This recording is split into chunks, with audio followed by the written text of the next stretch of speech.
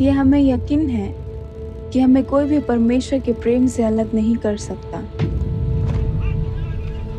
न ही मृत्यु और न ही जीवन, न ही स्वर्गदूत और न ही शैतान, न ही हमला और न ही सताव, और न तो हमें नर्क की ताकत परमेश्वर के प्रेम से अलग कर सकती है। भारत की कलीसिया के लिए ये हमारी प्रार्थना और परमेश्वर का वायदा है।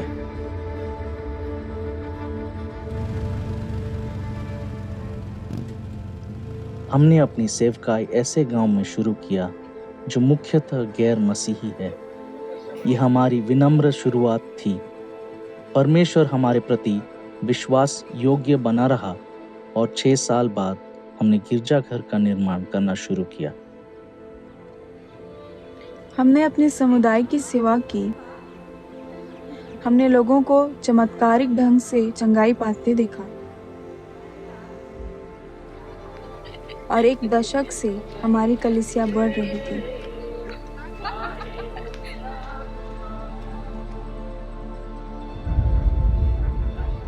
हम अभी भी यह समझ नहीं पा रहे हैं कि 1 साल में सब कुछ कैसा बदल गया। यह धीरे धीरे शुरू हुआ और उन्होंने चर्च के बाहर रखे हमारे चप्पलों को काट डाला। धमकियां और भी गंभीर होती गई। उन्होंने हमें अपने मृतकों को दफनाने से भी रोकने की कोशिश की। हमने महसूस किया कि चीजें बद से बदतर होती जा रही थी। एक दिन उन्होंने हमारे शाम की आराधना में अवरोध डाला। उन्होंने मुझ पर, मेरी पत्नी पर और कलीसिया के अन्य महिलाओं पर हमला किया। उन्होंने हमारे चर्च को बुरी तरीके से तोड़ डाला और कविता को अधमरा होने तक पीटा और कलीसिया के सारे विश्वासी डर के मारे भाग गए।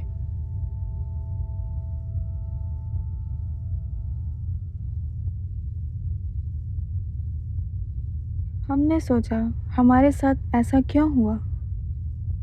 हम अपनी सेवकाई को कैसे बरकरार रख सकते हैं?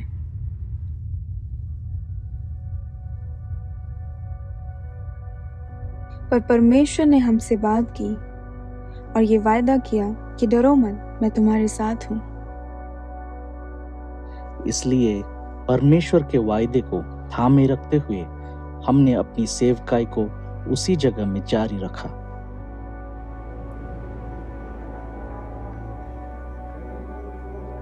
पर अब हमें परमेश्वर की आराधना धीमे आवाज में करनी होती है। जब मुझे सुसमाचार प्रचार करने जाना होता है, मैं अभी भी डरता हूं। लेकिन अब हम जानते हैं कि हम अकेले नहीं हैं। सताव के समय परमेश्वर के जन हमारे साथ खड़े हैं। वे हमें प्रार्थनाओं के द्वारा बल प्रदान करते हैं और सेवकाई में आगे बढ़ते रहने के लिए प्रोत्साहित करते हैं। अगर ऐसा नहीं होता तो शायद भय हमें घेरे रहता।